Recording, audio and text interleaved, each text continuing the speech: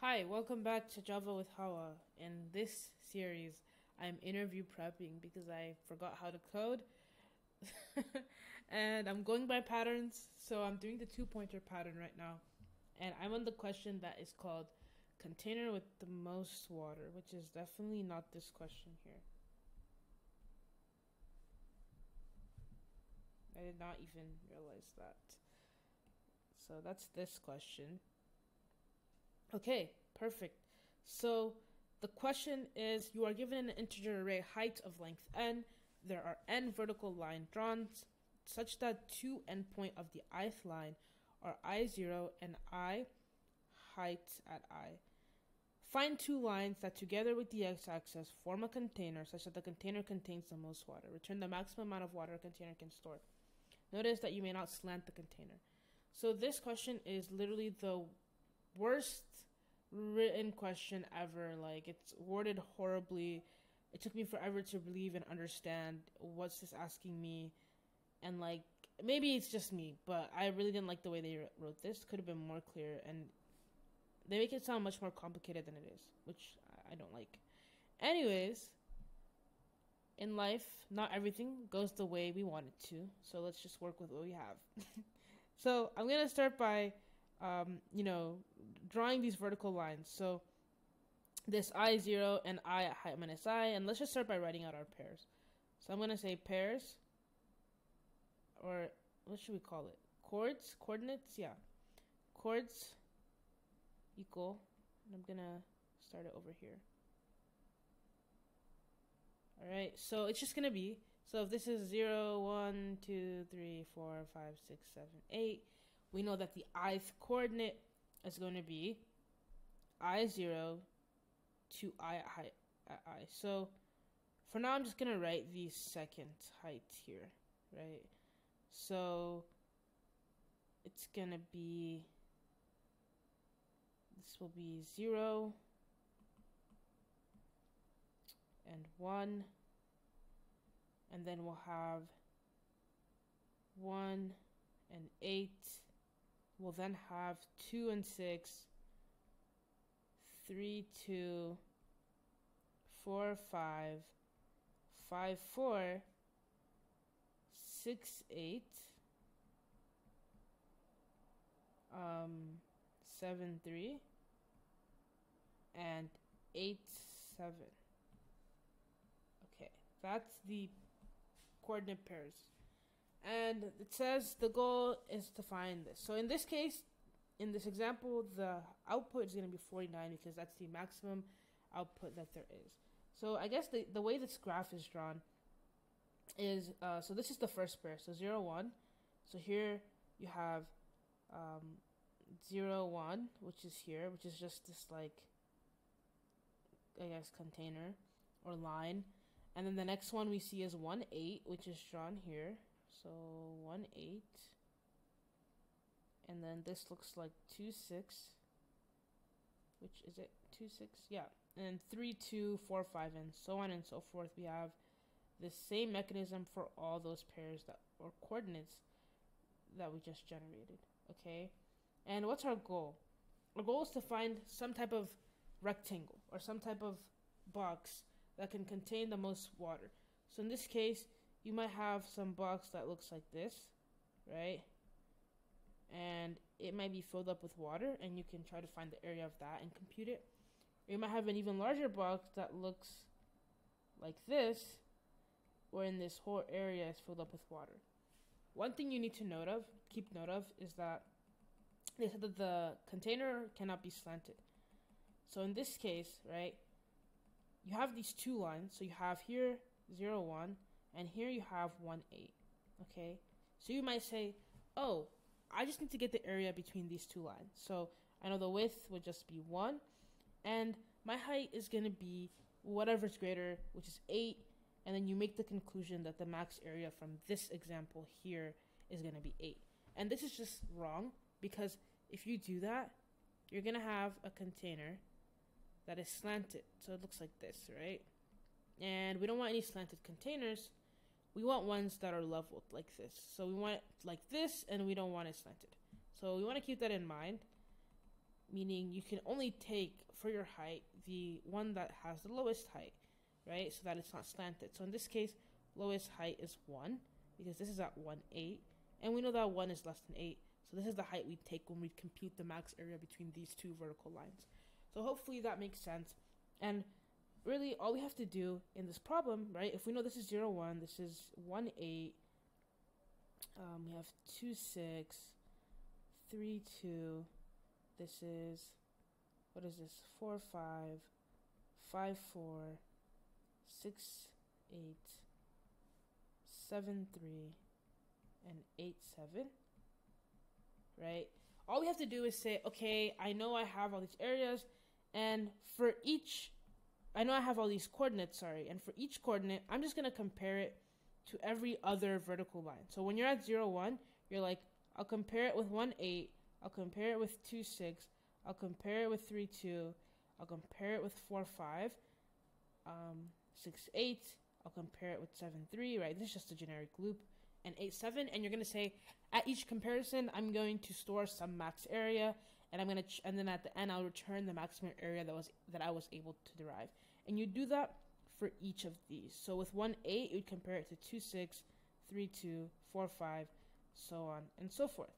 So that's just a simple for loop, right? Going through every single like pair and saying, okay, you know, this, storing the max somewhere. So max equals like math.max of the current max and like the one that you're generating right now. So say generating ...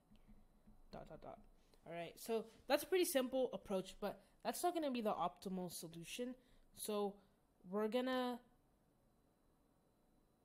should I code that? Actually, I'm just going to code all at the end together.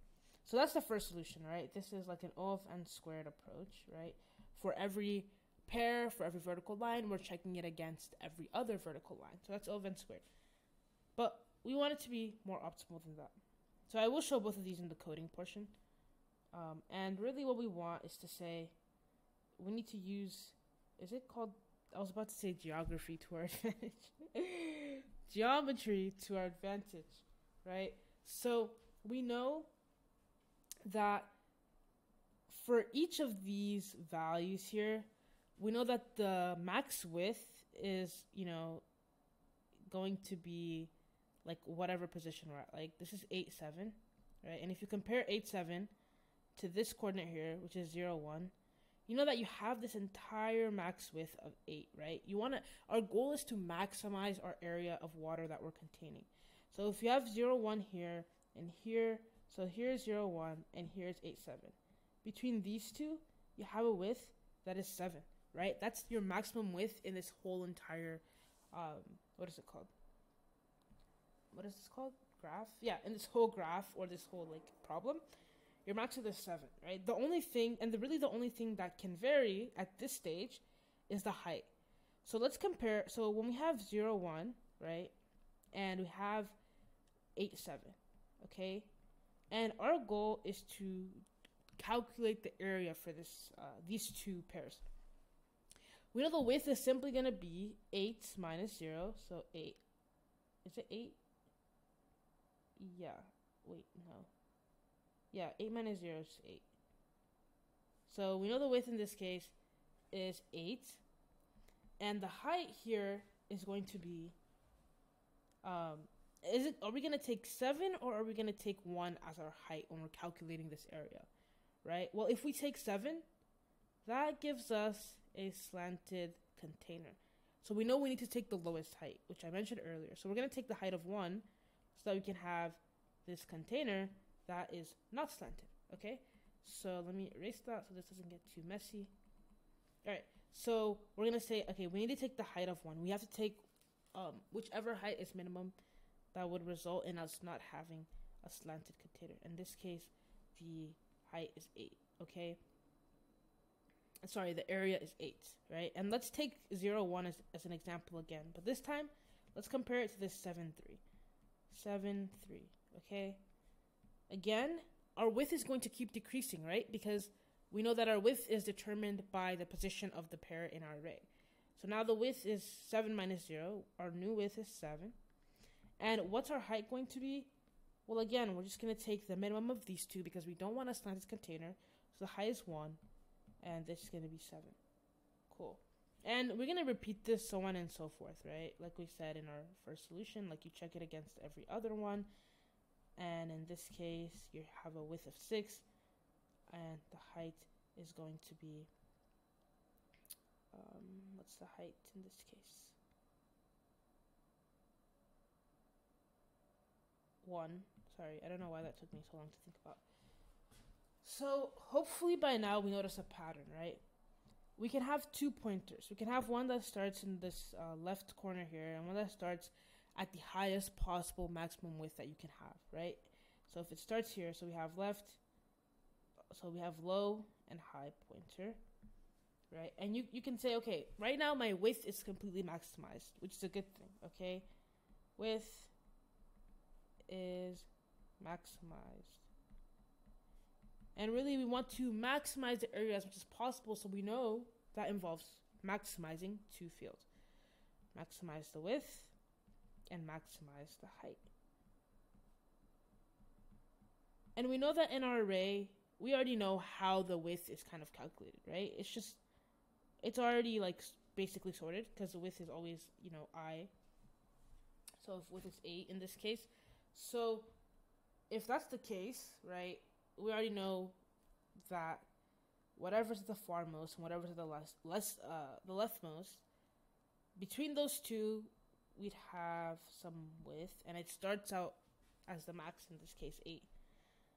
But we know the only thing changing, that's varying here is our height. So these change, and this is what determines how big our area is going to be. So in the first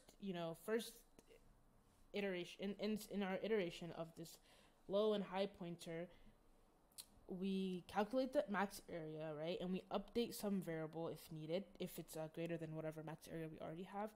And then we're going to ask, okay, now what, right? So you're going to say, okay, if this height is less than this height, then I want to move this left pointer up to whatever is next, right? Because I know that I want to keep my width as maximized as possible. And you move your left pointer up here, and now you have a width of 8, right? And this height, you have a height of 8 and a height of 7. But we know that we don't want a slanted container, so we know in this case, when comparing 1, 8 and 8, 7, right? We know that width right now is as maximized as possible, so it's just going to be 7 times, and it's not going to be times 8, because that would give us a slanted container. So we want 7 times 7, which equals 49. Okay, and then again, you need to know which pointer to move up. So you're going to check whichever pointer, right, whichever value or pair has a lesser height, because we want to keep our width as maximized as possible, and we want to try to maximize our height. So we're just going to move this pointer forward, because 7 is less than 8, so now our right is here. And again, you compare 7, 3 with 1, 8, and you need to ask which height is lower, so you know to move your pointers up. So you're going to keep moving left, keep moving right down until they overlap, and you know that you've checked every coordinate pair in this graph or list. And that's the basics of this idea. Hopefully that makes sense. Honestly, I was more confused at the explanation of this problem than like coding the solution, because it took me like 30 minutes to understand what the heck they're asking. I hope they can rewrite this thing.